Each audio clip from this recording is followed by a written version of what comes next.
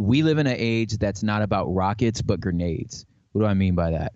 Like, rockets are like, hey, you get this big break and you take off and you're a star. Like, that's just not the world we live in. We live in a world where there's social media, there's Instagram, there's Spotify. You just have to have dope things. And you just plant these grenades. You're just placing landmines everywhere.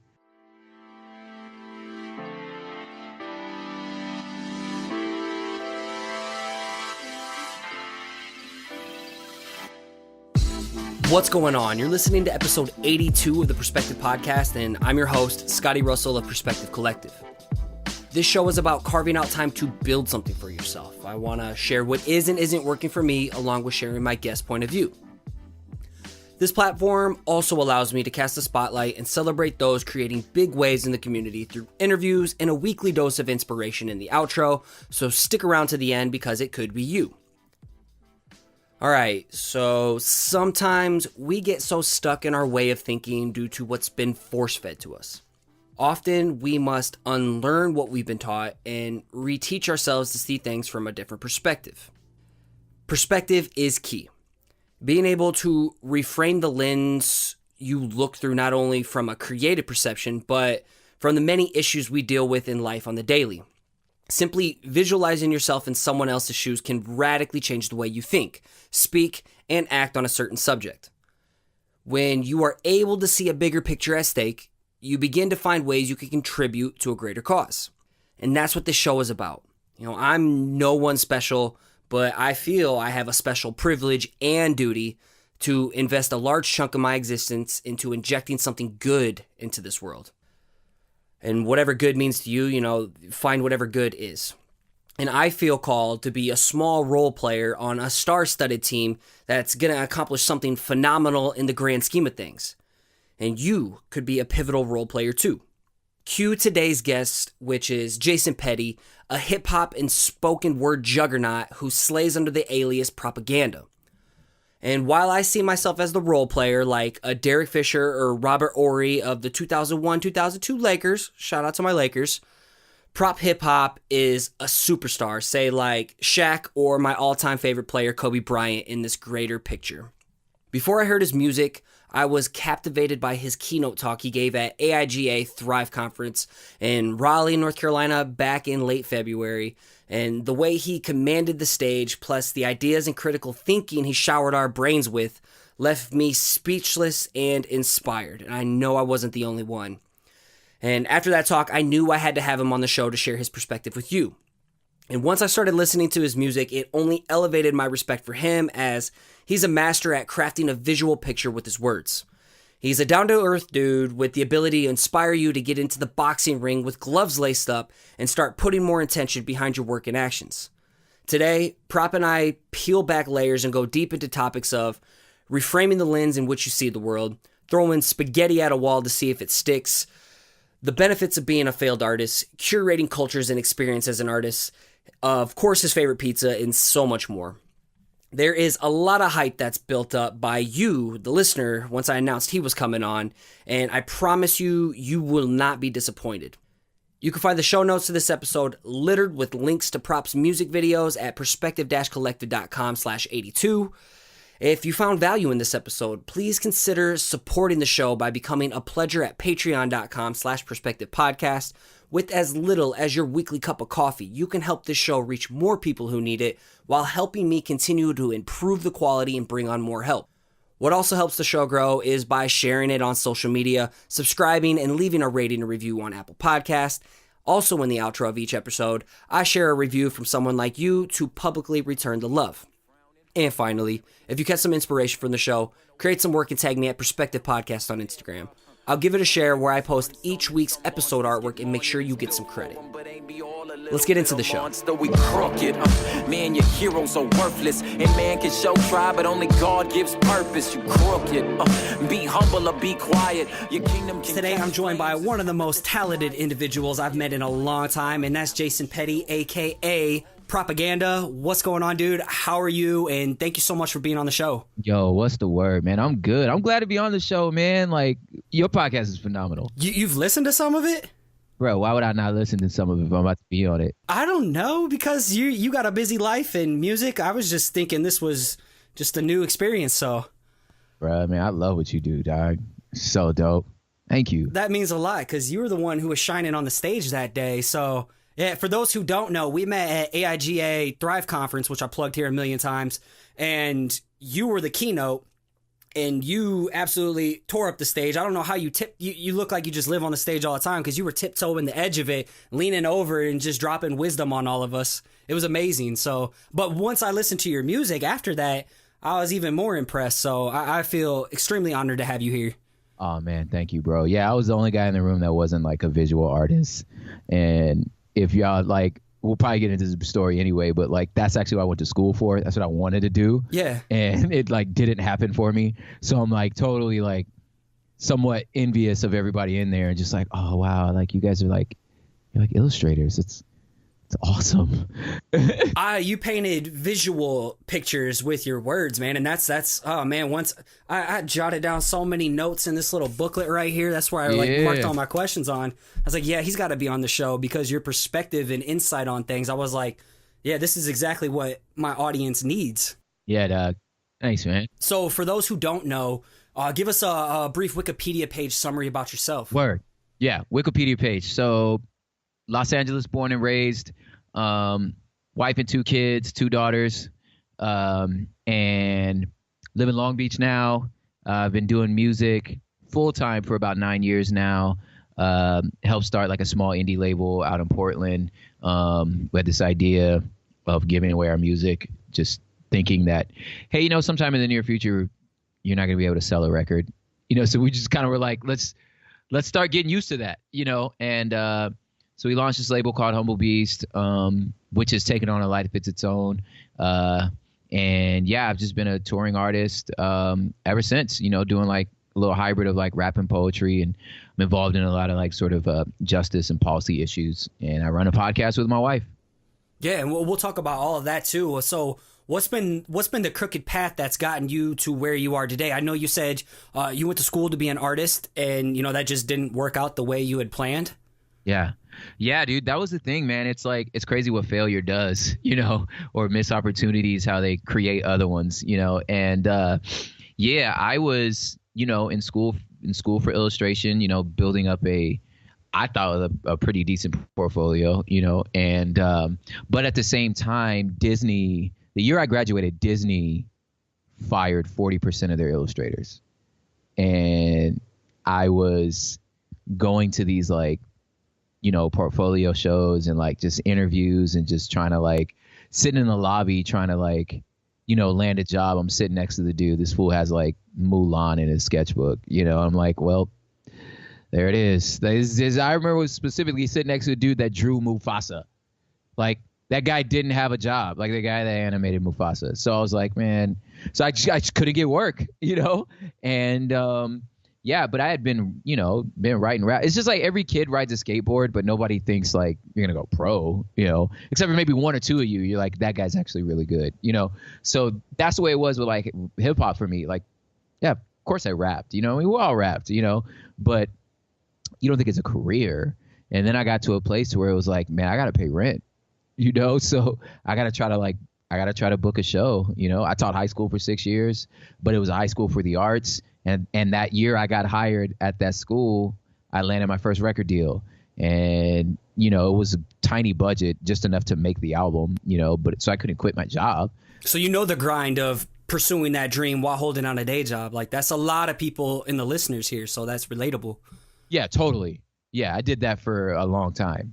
And then, yeah, just one day it was like the opportunity started coming and it just felt like I wasn't doing either of them well because my time was so split. So I wasn't being the best teacher I could be. I also wasn't being the best hip hop artist I could be. So I was like, you got to do one of these things. And then I had a chance, like once the school year ended, it was the summer. I was like, you know what, I think I'm going to do it. So I just called the principal and was like, I think I'm not coming next year. How was that risk? Because I feel like eventually I'm going to get to that point and I don't know if I'm ready to jump. Oh, bro, I was terrified. Matter of fact, that was the first and only panic attack I've ever had in my life. I had an anxiety, like I had a panic attack because I knew like it was time to do this, but I was like, that's stupid. Like, what are you're gonna quit a full-time job with benefits to be a rapper? That's what you finna do right now? That's safety Yeah. net. Yep. Totally. Yeah. And then like I'm watching it's crazy. It's like I was watching the news in California and they were like, yo, our budget's in crisis. We don't have enough money to pay all our teachers. We're probably going to cut the school year a week because we just don't have the money for it. So I was like, well, this ain't safe either. So I might as well do what I want to do. Yeah. So yeah, and I hadn't looked back, dude. Yeah, so you've just been full-time music, full-time rap. So how has things progressed since there? Because congratulations, you also hit 100,000 on Instagram. That's just wild. Has that been your like tool of choice? Dude, you know what? It's like I'm kind of like throw the spaghetti at the wall, see what sticks. Yeah, that's art and creativity in general. Right. Yeah, and Instagram has just worked, man. And I think because of I prefer it because of the visual aspect of it, but I think that's part of why it's just worked. But yeah, the journey has been like a whole lot of like things you couldn't have planned except for but you could prep for. It was just like, I couldn't have planned that, once I had an opening slot at like the Key Club. It's just like a Sunset Strip venue that just a buyer for 2 other venues just happened to be at the show that night and was there early at the bar getting a drink, heard my set. All I could do was just make sure when I got my little 15 minutes that like I murdered it, Yeah. And that's all I didn't know that guy. I didn't have no access to that stuff. I have a manager. Like everything that for me was like, I didn't know what a publicist was until like I needed one. You know what I'm saying? I didn't know a booking agent until I needed one, so they were just like these, just doing your best at just being amazing. And then that setting up opportunities. But like I couldn't to this day, like there's opportunities I want to make happen for myself that I can't make it happen. Like I just continue to just strive at the craft and be amazing and be at the table when I need to be at the table, I think that's interesting because it totally parallels to a creative in a sense. Like you never know if you keep posting that next post when it's someone who's going to scroll or swipe or somebody randomly sees it in the Explore page and that person's going to hire you, or whenever you get that opportunity, are you ready for when the big leagues call? So like even if you have like, you're the opening speaker at the Hangover slot, you don't know if you just crush it right there and treat it like you're the keynote, what's going to lead to the next thing. So that's already gold right there. Yeah, dude. That's my career, bro. That's totally my career. Just being ready for when the big leagues call and preparing like you are the big dog already. Well, look at you now, man. Yeah, man. No, it's been great, dude. It's been full time and like that's a lot. I realize sometimes I get frustrated where if I'm not where some of my friends are or whatever the case may be. It's the comparison trap. Yeah, the comparison trap, which you spoke very well on. I deal with it on the daily. Yeah, dog. And then you look back and you're just like, I like my house and I rap for a living. That's kind of rad. And you lose sight of like the people who are looking up, wishing they had what you had. You were blinded to that part. Totally. So one of the things you talked about, the overview effect, that was the title of your talk? Yeah. What is it from your perspective? Because we talked about things like the failed artist, and you said something about if you have perspective, you can tell the right stories. But can you just kind of give an overview of the overview effect? Because this was money. Yeah, dude. So it came from astronauts. It's like there's barely 100 people have ever left the planet. Think about how many humans there are. Or has ever been. That's a lot of people. Only 100 of us have seen Earth from space, like in person. And they say that all of them come back with the same thing. Like you get up to the planet, you get up outside of space, and you look back, and they talked about how, first of all, how ginormous Earth is, how deep, how beautiful it is, like the blues and those colors. Like, and it's not flat. It's not flat. It's not flat. We've seen it. It's not flat. Sorry, guys.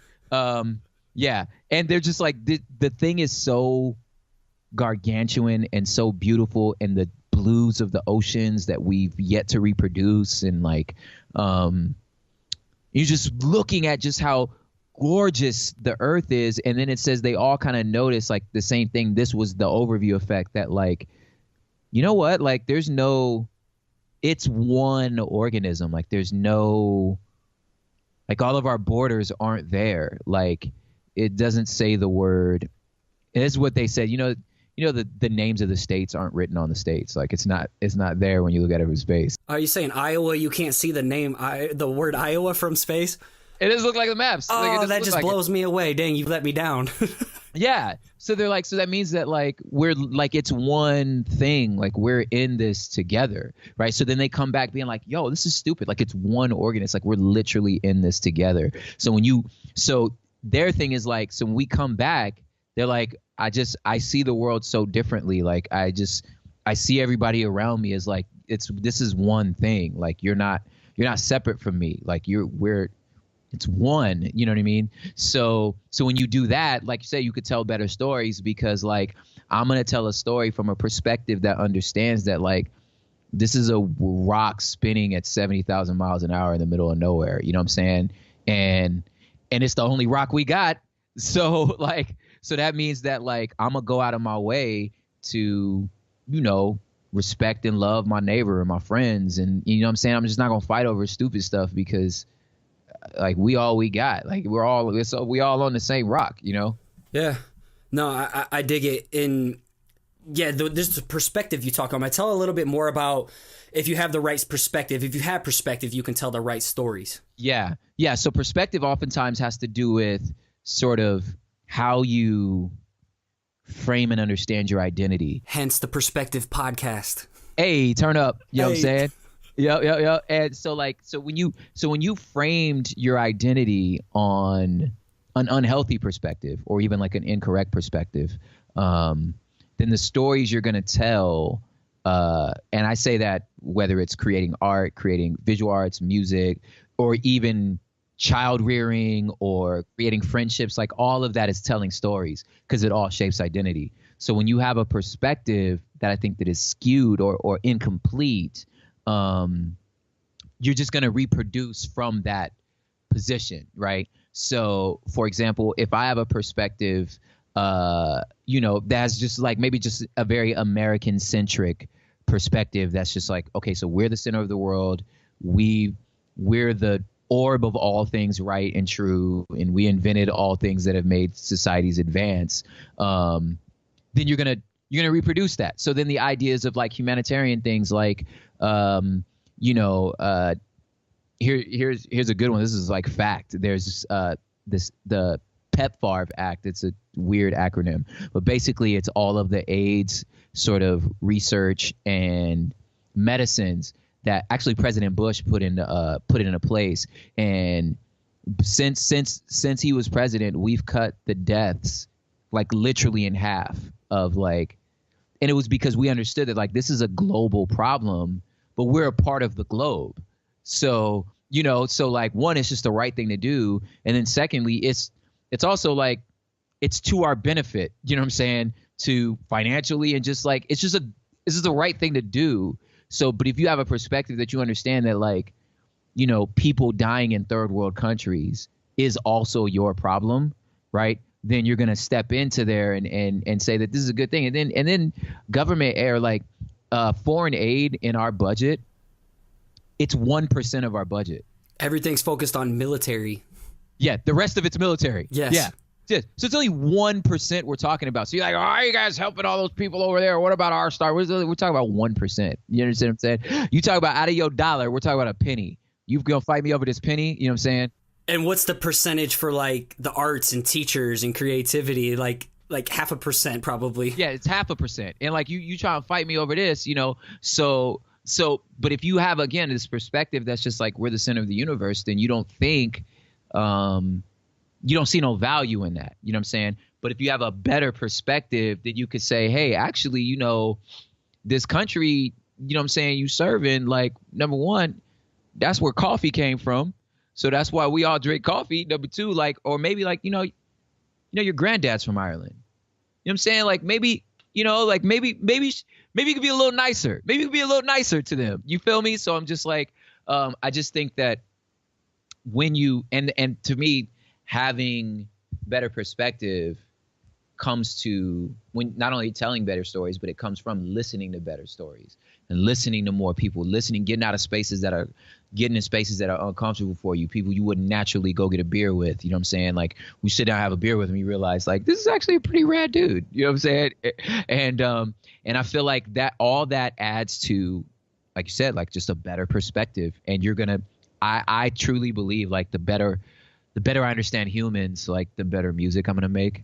And the better art I'll produce, the better I understand humans. So that means I gotta really learn to understand humans. And that's why I wanted you on the show too, because I haven't had very many musicians. You're actually the first one. One was a musician. Now he's like a videographer doing stuff for like Beyonce and Jay-Z, and he's from my hometown. So it's awesome. Say word. But that's why you're here, because the perspective you showed, and then in your music too, like, and you can see that you're super passionate about these topics, about things that are bigger than ourselves. You would have thought that you've already been to outer space looking down on this rock that we've been living on. You are a masterpiece, fighting to be a silly selfie, the hideous filter. You are heaven's handmade calligraphy, slumming it among papyrus fonts. So what's your perspective on a failed artist? Because you would consider yourself a failed artist. I would consider myself a failed artist. And because I fail, that's why I continue to be successful. Totally. Yeah, that's exactly it. It's a gift. Like, we have to learn how to reframe it, you know? Reframe. I like that. Yeah, I'm pretty sure you've said it so many times on this podcast that, like, when you have to frame it right. So when you're framing this L, you know, this loss, it's only a loss if you think that's the end of the story, right? But I'm just like, the story's not over. So there's something else going on here. You know what I'm saying? You know, if you stop Star Wars, you know, right when they enter the Death Star, you know what I'm saying? You're like, it's a big L, movie's over. Yeah, movie's over. It's like, actually, there's like 45 more minutes. You know what I'm saying? So I think that when you learn to frame failure like that and being a failed artist, two things are happening. One, you're recognizing that you are an artist, right? And I feel like if you don't let that sentence come out of your mouth, it's like, no, I am an artist. This is what I am, an artist. You know what I'm saying? I feel like I struggled with actually saying that. It wasn't until I got invited to like a high school like career day that I was like, oh shit, I rap for a living. Like, I'm an artist. You know what I'm saying? It took me to the age of like 2021 to finally accept that I was a closet artist. Like, man, I draw, you know, and I'm proud of this. But it took me to the age of 26 to be like, damn, I can like do something with this now. So this is what I do. Yeah. So it's like, so I think the first step in that sentence is understanding that, like, no, truthfully, you're an artist. You know what I'm saying? And then secondly is like, failure is a tool in a tool belt. Like, it's only dead again if you accept that the story ends at that moment. I just don't accept that. I'm like, the story ends when I'm dead. You feel me? And if I'm still breathing, then that means that there's something going on here. I'll give you a perfect example. There was a tour, I think it was an album ago, where we were gonna skip Chicago because we couldn't get the venue we wanted. But then the booking agent comes back and it's like, hey, we got a Chicago venue. But it turns out it was like 2 hours outside of Chicago, which is not Chicago. Like Bloomington or? Yeah, I mean, it was something like that. It was almost Indiana. Yeah. But I was just like, this is not Chicago. So we get there and it was just a disaster, I think. And the night before and the night after were both like sold out venues. So it was like, we were riding this high. We get to this date, but I kid you not, it was 12 people in that room. And the night before was 400, you know what I'm saying? So it's like 400 tickets, it's 12 people. You're just like, the energy is like massively different. Dude. And you go, what am I doing with my life right now? I could be in my bed at home, could have made myself a cocktail, went to bed. Why am I in a van? This is what are you doing? You know what I'm saying? And you're just like, you want to fold. And I still got to pay staff. I still got to pay the opener. I still got to pay the drummer. Still got to pay the DJ. You still have to pay them, even though no one came. You know what I'm saying? So I remember sitting in the car on the way to the hotel, and just being like, are you gonna pack it up and fly home, or you got a show in Detroit tomorrow? It was like, either way, I got to go to Detroit, so I could sit here and be pissed about Chicago, but Detroit's tomorrow. Get yourself up, get off the ground. You took the L. You got to go to Detroit tomorrow. And Detroit was a sellout, and it was amazing. You know what I'm saying? But it was just like, if you'd have packed it up and went home, you're accepting the story's over. Yeah, you're one project away. You also wrote down you're one project away from something life-changing or failure. Yes. Or Detroit could have been a failure. Yeah. You understand what I'm saying? But what I'm not going to do is just zip my bag up and go home. That's what I'm not going to do. Do you still ever doubt yourself even though you've had amazing success? Oh, all the time. That's important to hear, because most people at your stature wouldn't admit that. It's funny. It's like we have a joke about it. Like, between the hours of 2 a.m. and 5 a.m., everything is wrong with my life. I mean, I am like, my eyes pop wide open and I'm laying in the bed like, what are you doing? This is so stupid. You should have accomplished this and this and this by now. No one cares. What are you rapping about? Like, fools just want to turn up. Like, what are you doing? This is so stupid. God, dog. Like, why are you knew a lot of dudes that are like I knew Kendrick from the city. We were at the same like hip hop spot. So like, I knew him. He knows a lot of my friends. So I was just like, wow, he's literally the biggest name in rap. What are you doing right now? You know what I'm saying? So just like, for that, I mean, for those like, 3 hours, I am miserable. And I finally fall back to sleep, and I wake up and it's like, kids are crying, rushing, and I'm just like, I don't care, just get to the coffee, Life sucks, just get to the coffee, And then it's funny, I take the sip of coffee and then I'm like, I can do anything. Coffee's like your meth. It's my meth, literally. I'm just like, I can do anything. You know what? I got some ideas, and then you just go back, and then I have to tell myself, this is a stupid cycle. At 2 a.m. you're just going to pop up. This is stupid. Just be prepared for it, and know that you're going to go through those feelings. Know you're never going to feel like you've made it. You know what I'm saying? You're never going to have that feeling. So just like, but know that like this despair is ridiculous, and it's just the hours from 2 to 5. So just fall back to sleep. You mentioned that you get ideas. What's your process when you get an idea? What do you do? Like, do you jot it down? Like, I keep an ongoing list of things, because totally, if you lose it, you lose it. And then I feel like through osmosis, that idea is going to someone else and they'll capitalize on it. Somebody's going to snatch it before I do. Yeah. I totally feel like that. I'm like, there's no way I'm the only one that thought of this. Mm-hmm. There's no way. Yeah. So I definitely like write it down. I talk it out. Do you have like a little journal? Do you have like an app on your phone, a notes list, or what do you write? Just a notes list where I'm just like, I jot down, like I get really inspired by turns of phrases. So if I just get a sentence, like a turn of phrase, it's like, I'm going to unpack this either into a song or a poem, and sometimes a full album. You know what I mean? And then I talk it out. Like I just pace the house. I pace the house. I talk to myself. You know what I'm saying? I jot down other ideas, Google stuff. What you need is shower notes. There's things called aqua notes. I have them in my shower. You have those? No, I need those. Oh, it's the best thing. Literally, the phrase is never let another idea go down the drain. I have my best thoughts in the shower. I totally do. Amazon little suction cup, little pencil, and then you can write little sweet notes to your wife and back and forth too. But come on now. That sounds good. It's amazing. But sorry, I cut you off. No, that's dope. But yeah, that's what I do. That's kind of the process for me. I talk it out. Sometimes I'll break out like just my little desk like mic, just and record a version of something. Record myself talking it out, and then running by the homies. That's your filter. Yeah. Like, am I tripping? Is this as profound as I think it is? Like, It's important to have those people around you who can like rip your shit apart. Totally. To be like, you're tripping. That's the dumbest thing I've ever heard. Spaghetti ain't sticking to the wall, bro. Not sticking to the wall, bro. Yeah. Okay. So something else you talked about in your talk at Thrive that blew my mind was the thought about the upstream. Yeah.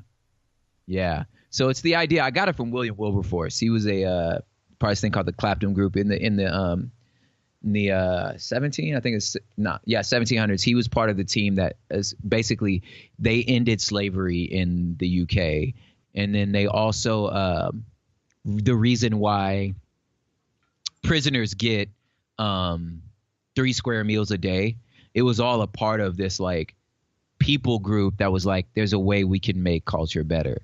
And the way that they thought about it was like culture takes a collective of citizens, artisans, poets, writers, craftsmen, educators. And you have to understand that if we're going to shape culture, we all have to have a mindset that says we need to sit upstream from things like politics, economy, education, because if we sit up here, then we influence the rest of it, right? So, how you build a good society is you have good humans. How you build good humans has to come from virtue, and then you're going to make good laws that take care of good. So as an artist, I feel like our role there, maybe I'm elevating it because of my perspective, but it's just like, I feel like that's the curator of the moment. So when we take what we're doing and understand that it's not just like a transaction of services. And this can be with any medium of creative channel, speaking, drawing, photography, all of it. Yeah. Yeah. You're curating the experience. Like I know, even in the fluctuation of, with speaking, even in the fluctuation of your voice, it's because I'm trying to draw your attention somewhere, right? So I'm curating this experience. I know the words are washing over everybody the same way, but I'm trying to, or in their own way, but I'm trying to control that. And how I do that is tone, speed, volume, like all those hand gestures, man. You were all over the place. All of it. Yeah. So you're curating an experience. You know what I'm saying? When you're storytelling, I'm telling you the parts of the story, the elements of the story that are going to drive you to the conclusion I'm trying to get you to. You know what I'm saying? And you can get lost in the weeds if you want to, but that's not important for the story. If I'm a good storyteller, you're not going to notice those weeds. You're going to be more over here because I'm driving you over there. And as a visual artist, like you know it, like you're like, I'm trying to get your eye to the bottom left corner of this page. So I'm going to make these lines make you do that. Yeah. You know what I'm saying? So if we're sitting up here, it's like we get to curate, we get to sit upstream from culture, and then everything flows downstream from what we've curated. Definitely. And I feel everything we are doing are curating experience, so you can either be a part of the solution or a part of the problem with the experiences and stories that you're shaping culture with. So how do you curate your experiences through your talents and your medium?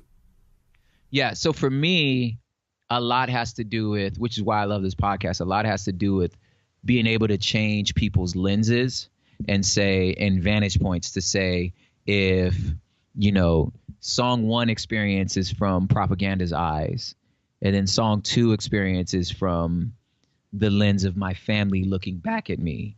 And then maybe song 3 is like, okay, let's go to a totally different body experience.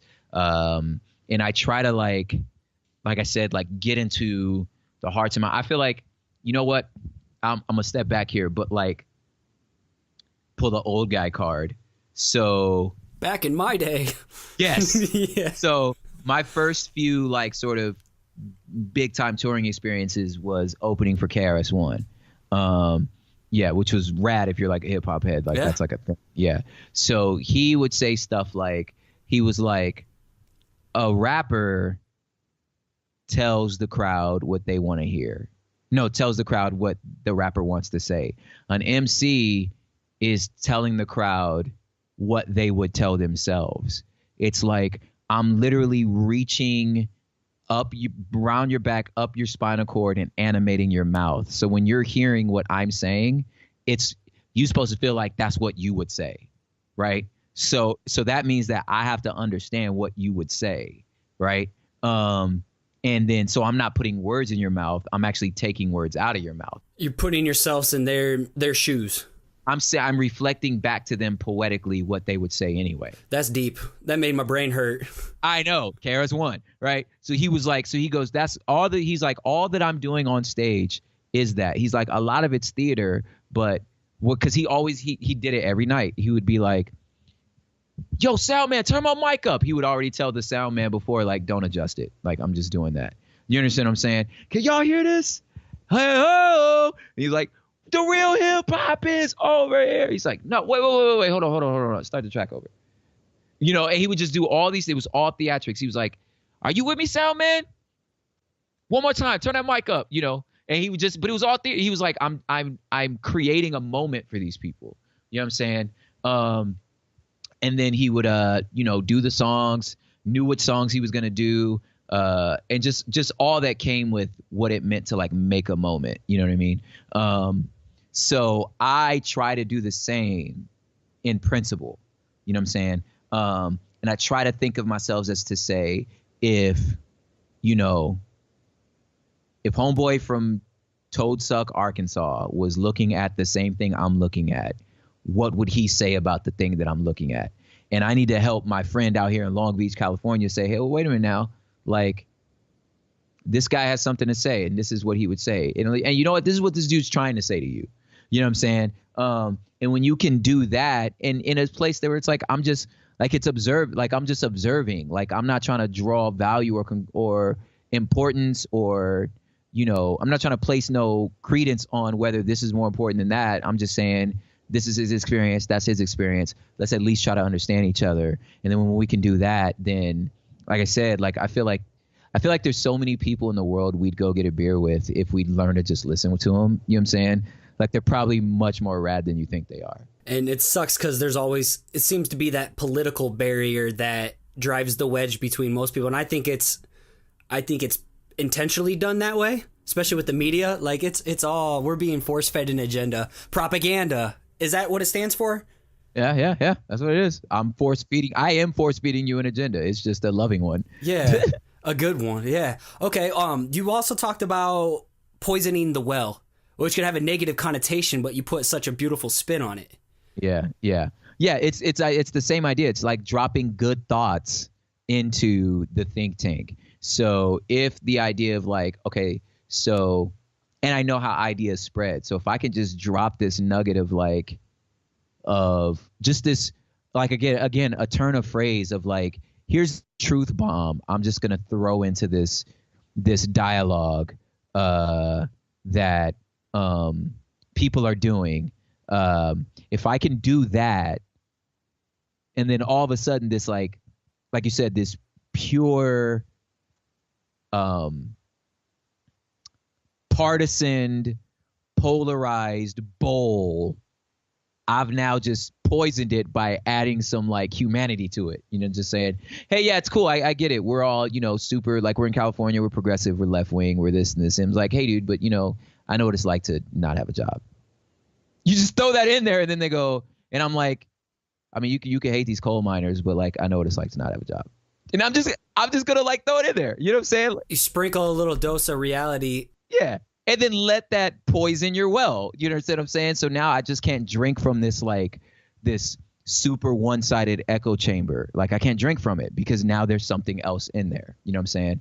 I just think that's cool. I feel like, so in a sense, I feel like I'm poisoning the well with the podcast in a sense. Totally. Just throw it in there. You know what I'm saying? Here's the well. Here's where all like arts and visual, there's where they all think. And you're just like, hey, dude, try this one. And it's just want to spread. I dig it. So how do ideas spread? Man, I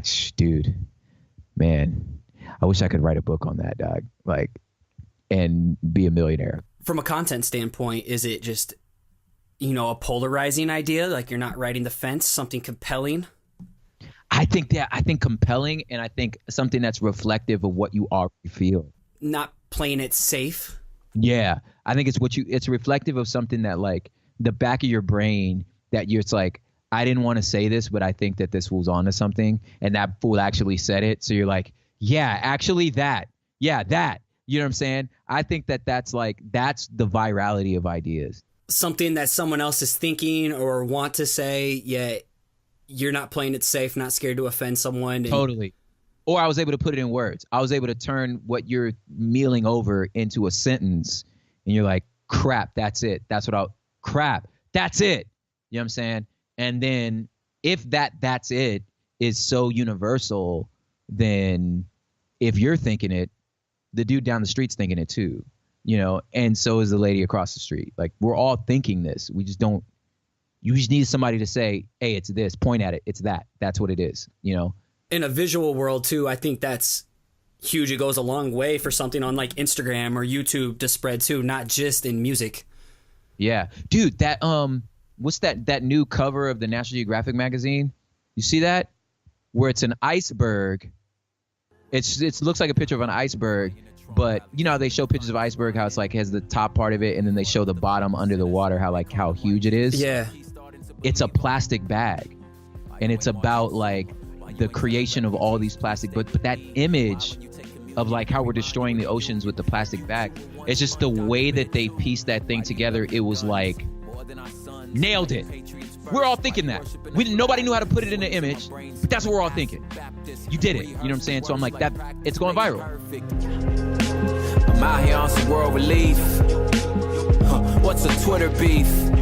I play Monopoly with refugees who know they ain't gonna ever again see their home country. And I think that's our job too. We're not only here to create pretty pictures, and in your world, like the mumble rap shit, I can't deal with it because it's just ridiculous. It's not my thing. No, not my thing. There's no message behind it.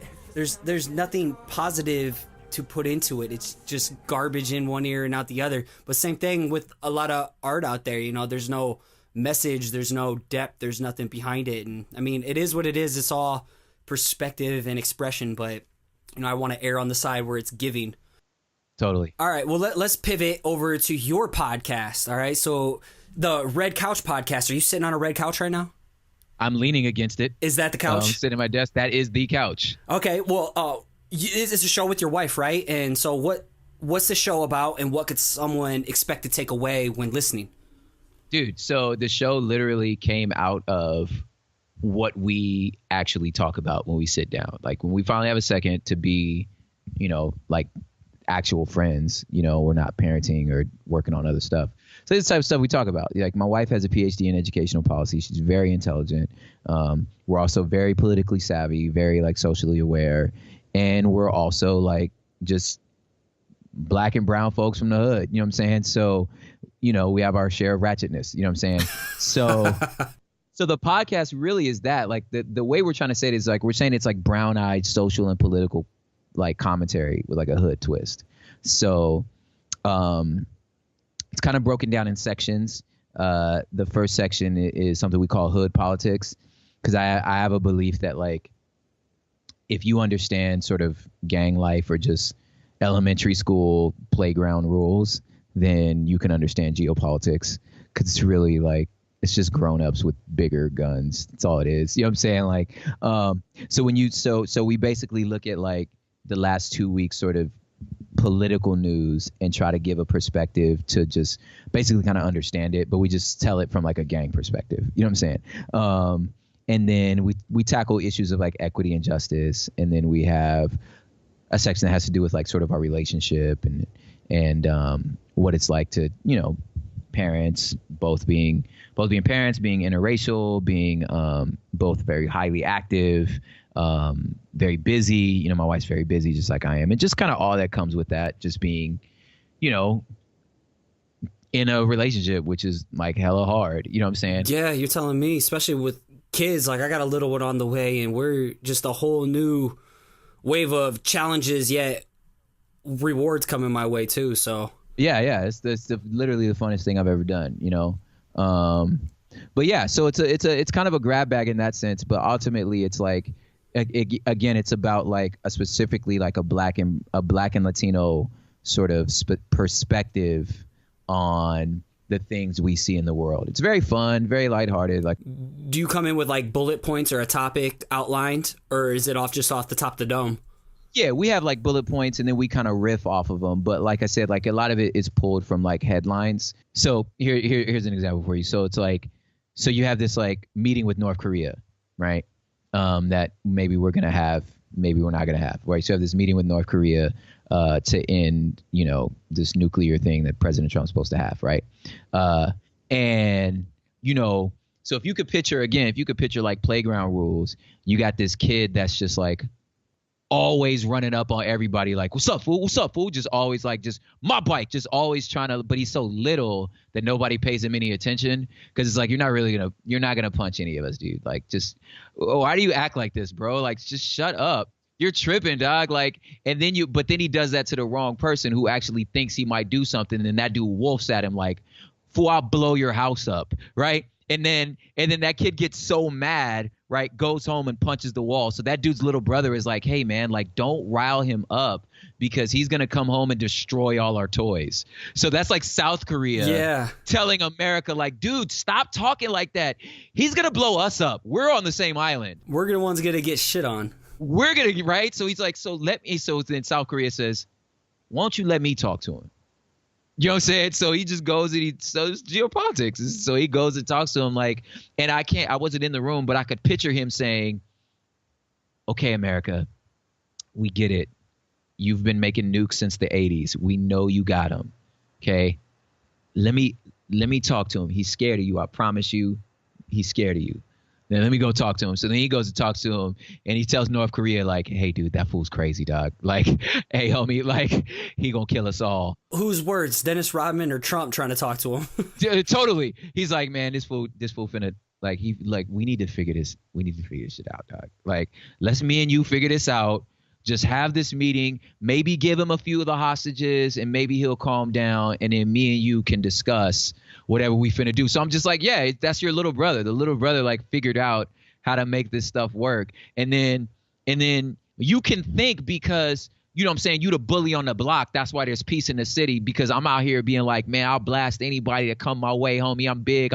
I'm America. I'm tough, man. I'll murder everybody out this mug. You know what I'm saying? And that's why North Korea is scared of me because he know I'll murder you. You know what I'm saying? He come to the table because I talk so big. I mean, that's where gangs talk. You understand what I'm saying? Or North Korea could be like, man, I'm not coming to the table because you're such a bully. I'm coming to the table because I finally got a nuke. Yeah. I got a bomb now. It's like, now we got something to negotiate. It's not a negotiation. I ain't got no bomb. It's just, you understand what I'm saying? Like this, you got all these guns. I ain't got no guns. That's not a negotiation. Like let me get a weapon first. And now we could talk about negotiating. You feel me? And I'm just like, that's just the streets. That's an interesting spin on it. That's what I feel. I feel like if you grew up in the hood, that's what you see. It's just like, that's it. You feel me? Trump telling James Comey like, hey, man, I hope you can see past this Michael Flynn thing. That sound like to me somebody saying, gee, I hope nothing happens to your mother if you testify. Yeah. She's such a nice lady, man. I hope nothing happens to her. You think I don't know what that means, cuz? It sounds like the mob, Sopranos, Goodfellas. Yeah, it's like, oh, really? Hey, so you tell me the feds came and talked to you, huh? How'd that go, man? Did you tell them anything? Hey, by the way, I saw your mom yesterday. She's such a nice lady. So if someone was interested on this, interesting spin on things, where would they go? Is it every week? Is it a weekly thing? It's every other week. So every other week. Yeah. It's every other week. It's the Red Couch podcast on Liturgist Podcast Network. Good movies. All right. Before we go into a rapid fire road, what's one piece of advice you'd give to a creative at any stage of life who struggles starting or sticking with it, or someone who continues to throw the spaghetti on the wall, the noodles, and nothing sticks? Dude, I would say this. I'm glad you asked that. I would say this. We live in an age that's not about rockets, but grenades. What do I mean by that? Like, rockets are like, hey, you get this big break and you take off and you're a star. Like, that's just not the world we live in. We live in a world where there's social media, there's Instagram, there's Spotify. You just have to have dope things. And you just plant these grenades. You're just placing landmines everywhere. Right. And your landmines are, like you said, that good Instagram picture, that good calligraphy drawing you just did. It might be a song from 3 albums ago, just happens to get picked up on Rap Caviar. All of the sudden, you understand, somebody just stepped on a landmine. So my encouragement to like young artists or artists as a whole is just like, don't think rockets, think landmines. Just keep planting dope things. You know what I'm saying? One of them's going to blow. Somebody's going to step on one of these things. It may be something from 2 years ago. It may be the last thing you did. You don't know. Just keep planting landmines. That is incredible. That is the dopest answer I've had to this question yet. Yes. And it paints a visual. Fun fact. So 3 episodes ago, my homie Matt Vergotes is the one who does the lettering theme titles for like Rap Caviar and all those dope playlists. So dope. It's funny how it all weaves back in. He does the calligraphy for each one. He gets paid by Spotify to do playlist titles. Like, that's so fresh. I know. So listen to Rap Caviar and then you pop up and then I see his lettering. Oh, it's a good day. Oh, that's such a great day. All right, rapid fire mode. Okay, so was it you who said you couldn't have cheese on your Can't have pizza? cheese. Okay. But I'll still order a pizza, though. All right, okay, this question still applies. All right, if you were on death row, what would your last slice of pizza be? It would be Hawaiian, Canadian bacon, pineapple. But I would say I wouldn't hold the cheese because I'm about to die. Give me the cheese, cuz. All right, perfect. All right, if you were stranded on an island with only 3 possessions, what would they be? And you can't cheat to get off the island. You're stuck here. Okay, I like that. Can't be a generator and a motorboat and... Okay, so my wife, that'd be rad, but she's not an object. Okay. Possession. Yeah, we don't possess our wives. Very true. Can't say that one. Okay, so a way to play music, a sketchbook, and some paint. What kind of I would paint? definitely probably watercolor. Watercolor. Fancy. I'm more of a finger painter guy. I feel like if I'm on an island, I might as well just paint with my fingers. All right. Someone we were talking about, we do a big ass SOS out of some sick hand lettering. Oh, that'd be brilliant. Yeah, I would do like some crazy font with drop shadows or whatever it would That'd be amazing. Yeah. Yeah, someone would definitely want to stop UFO. Okay, if you weren't doing music, what would your main creative outlet be? Was it paint? Yeah, I'd be an illustrator. Watercolor? Is that your go-to? That's my go-to. Yeah. Yeah. Do you have any like work laying around we could tuck it in the show notes? I think so. I could probably like find you something. Okay, yeah, I think that would be dope. Just so other people could see outside of just the music. Okay. Totally. What album or EP means the most to you and why? Yours. Of mine. Yes. Excellent. Probably Excellent because it was like, I feel like that was the moment. That album was when I figured out who I was as an artist. And I feel like it's like, okay, I got it. This is my vocal tone. This is my voice. This is what I'm putting in the world. This is the way my music sounds. So I think it's excellent. How long did it take you to find that voice? Because so many people are still searching, feeling like it's never going to come. Years. Like years and years and years. It took 3 albums before. Over a span of how many years? Almost 10 years. Encouraging, because I'm still working on finding my voice, and I turned 30 this year. So encouraging. All right. What's on the horizon we can look forward to? Some tours coming up. Tours in September. I'm releasing singles like every month, so there's like a bunch of new music coming out. And I'm probably gonna write a book. Whenever you have anything you want to push out there and get extra eyes on it, let me know. I'll plug it in I'll plug it in the podcast. I'll plug it in the newsletter each week. So you let me know. Friends help friends. There it is. Vice versa. Where can people go to find you online? Oof. So all of my socials are prop hip hop. I'm on humblebeast.com/propaganda, and YouTube is my Vivo is prop hip hop also. Yep. Yeah, I'll have it all linked up in the show note. So thank you so much. This was awesome. A totally amazing switch of pace. Like, I'm usually the one who brings the energy, and I'm trying to match yours this time around, so it's nice to have that something to vibe off of. You absolutely crushed it. Thank you so much for your time. I know you're a busy dude. Thank you, homie. Yes, sir. Appreciate you, man. Yeah, well, we'll keep in touch. And again, thank you so much. I can't wait to drop this one. Dude, thank you, bro. I can't wait to hear it, man. Like I said, dude, I love your podcast, dog. And I love your stories, dude. How you draw the freaking covers. It's so rad, dog. That means a lot to me. Well, let's keep in touch. All right, brother. All right, homie. Peace. Yeah, I fight to not write diss tracks. Distracts from the visionary versus syntax. Windax found a brother battling in P-Town. Jason Petty, a.k.a. Propaganda, everyone. This cat makes you want to refocus, realign, and pivot from where you're currently doing to a bigger direction with more intention. If you get a chance to hear him speak or see him perform live, please do not miss out.